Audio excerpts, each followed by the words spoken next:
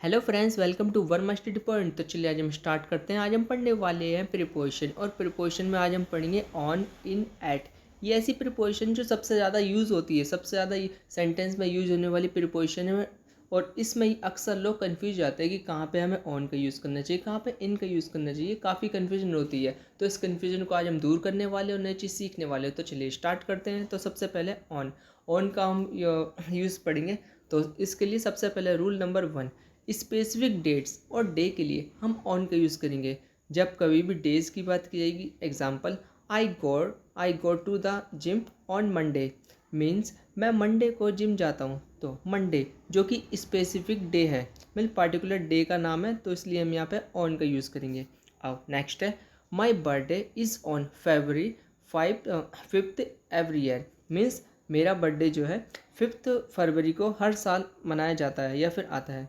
तो यहाँ पे हम पार्टिकुलर डे और डेट की बात की गई है जो कि 5th है, तो इसके लिए हम यहाँ पे ऑन का यूज़ करेंगे। अब नेक्स्ट है, my interview is scheduled on Wednesday, मेरा इंटरव्यू जो है वेडनेसडे को शेड्यूल है। तो यहाँ पे पार्टिकुलर डे की बात की गई है जो कि वेडनेसडे है। और आप ये भी याद रख सकते हैं, जब कभी किसी डेज या फिर डेट की बात की जाएगी वहाँ पे हम ऑन का यूज़ करेंगे। अब rule number 2, if any object is touched to the surface, means यदि कोई वस्तु यदि सतह से टच की हुई है तो उस सिचुएशन में हम यहाँ पे ऑन का यूज़ करेंगे। अब एग्जांपल है इसका, the books are on the table, books table पर है, टेबल पर टच किए हुए हैं, तो यहाँ पे हमने इसलिए ऑन का यूज़ किया गया है। अब next example, I found my keys on the counter, means मैंने अपनी कीज़ को काउंटर पर पाया। अब जो कीज़ थी काउंटर पर पहले रखी थी, तो मैंने रखे हुए देखा। अब सपोज एग्जांपल के तौर पर आप छत पे हैं, तो उस केस में आप ऑन का यूज़ करेंगे। Example, you are on the roof, क्योंकि आप छत पे हैं तो आपने मतलब छत को टच किए हुए हैं, तो इसलिए ऑन का यूज़ करेंगे हम वहाँ पे।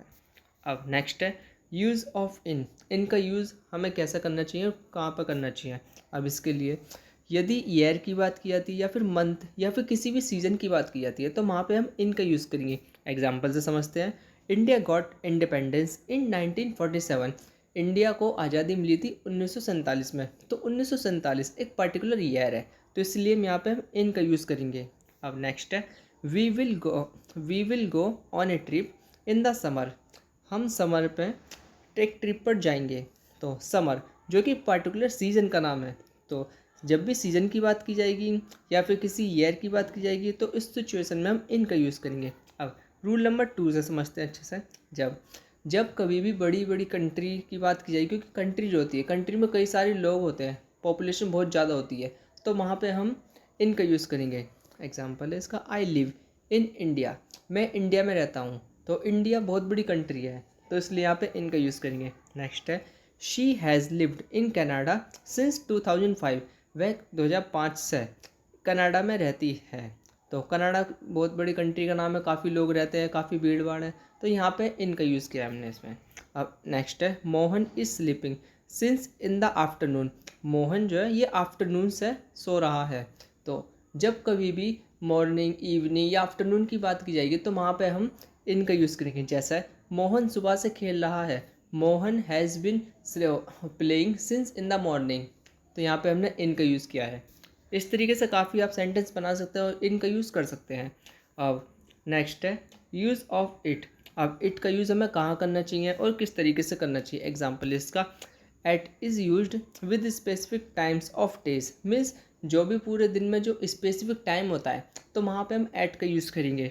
एग्जाम्पल से समझते हैं इसको, the show will start at 7 PM, means जो शो है वो 7 PM यानी 7 बजे स्टार्ट होगा। अब 7 बजे जो कि स्पेसिफिक टाइम है, जो कि एग्जैक्ट टाइम है, जो PM यानी कि शाम का समय है, जो कि फिक्स है, तो कि जब ये शो स्टार्ट होगा, तो यहाँ पे हमने इसलिए एट का यूज़ किया है। नेक्स्ट है, he will meet you at sunrise, means वह आपसे सनराइज में मिलेगा। तो सनराइज जो कि एक फिक्स टाइम है, तो यहाँ पे इसलिए हमने एट का यूज़ किया है। नेक्स्ट है, she got married at the age of 20, वह उसने 20 ईयर की एज में शादी की। तो यहाँ पे एक मीन्स एज जो कि पार्टिकुलर चीज़ है, तो मीन्स पार्टिकुलर टाइम है, तो यहाँ पे इसलिए हमने एट का यूज़ किया है। तो थैंक्स फॉर वॉचिंग। मुझे उम्मीद है आपने नई चीज़ सीखी होगी। इसी तरह चीज़ों को सीखते रहिए और आगे बढ़ते रहिए। और थैंक्स फॉर वॉचिंग।